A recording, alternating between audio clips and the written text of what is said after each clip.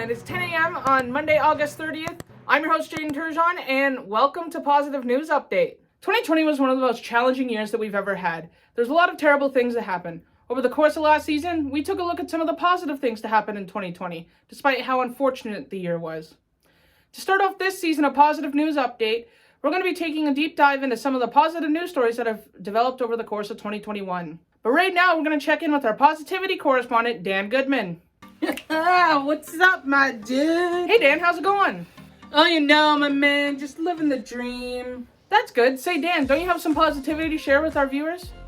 Yeah, for shizzle, my drizzle. Anyways, what's up, my dudes? It's your boy Dan here, otherwise known as That Positive Guru. Today I'm gonna drop some sick as apples positivity on y'all. Train your mind to see the good in every situation. Yeah. Anyways, my dudes, that's all for now. Hang loose and I'll catch you on the flippity flop.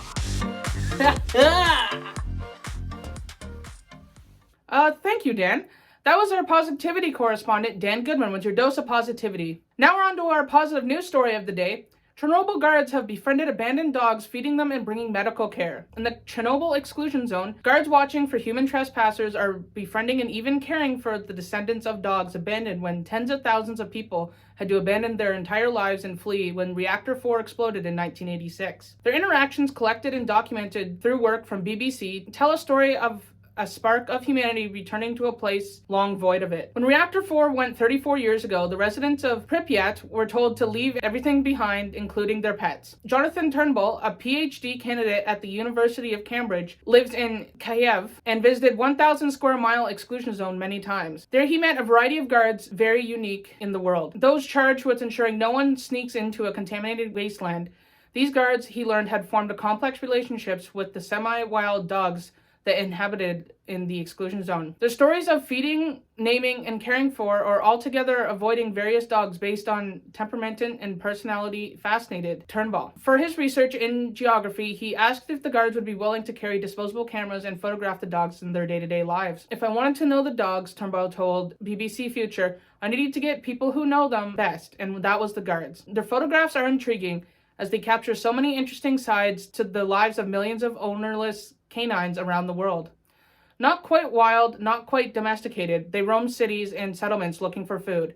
Here in the exclusion zone, however, personalities of dogs are similar, but the environment is totally different. While having total freedom, even in roaming within and without the exclusion zone, their lives are difficult. Beset as they are by radiation, there are also hungry wolf packs, bears, wildfires, and man-made hazards left behind. The guards give them names sometimes. Some dogs linger too far from patrol routes and guard posts to reveal themselves. There's Arca, who should not be pet, Sausage, who warms herself by napping in one of the heating ducts, Tarzan, who allegedly does tricks for food, and Alpha, which the guards explain is named after a kind of radiation. The relationships with the guards who give them food, remove ticks, will even administer rabies vaccines, are varied as they are. In some cases, they just want food, but the more talkative guards who officially aren't allowed to interact with dogs for fear of contamination explain they act as assistants in a way that's reminiscent to early man's domestication of wolves. Barking in different tones to different things can warn guards of potential objects of interest, whether it be a wild animal, a human trespasser, or a tour vehicle. They give us joy, said one of the guards.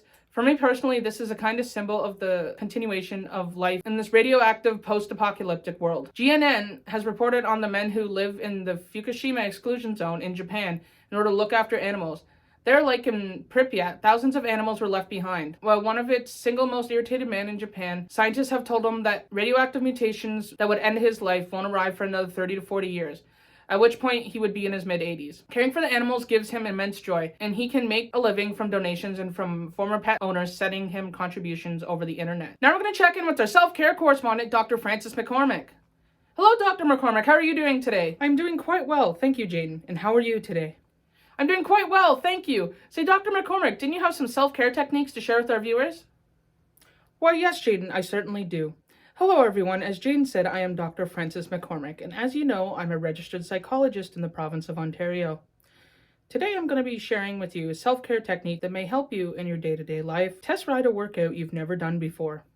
When it comes to fitness, people have a tendency to stick to what they know, says Courtney Thomas, CSCS, a St. Louis, Missouri-based strength and conditioning trainer. But this might be the preferred time to hop out of your comfort zone. Well, you're actually still in comfort of your own home. That way, you may feel less awkward or like a newbie while getting the benefits of joining a new online class.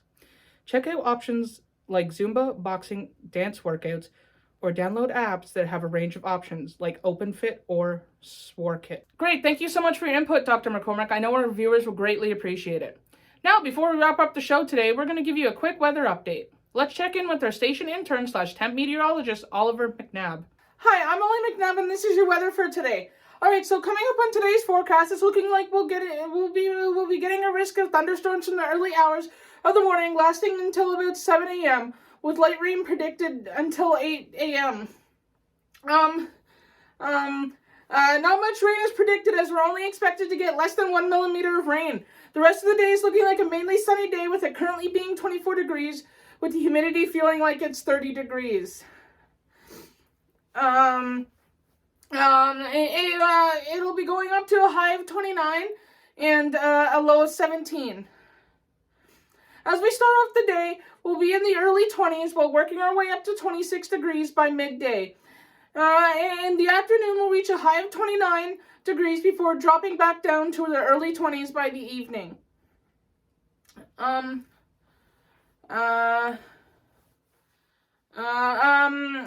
Humidity is going to reach an average of 71% today, with it going as high as 94%, which means it'll feel at least it will feel up to at least 33 degrees at some point today. So keep that in mind if you're going to be outside at all, and make sure to keep hydrated.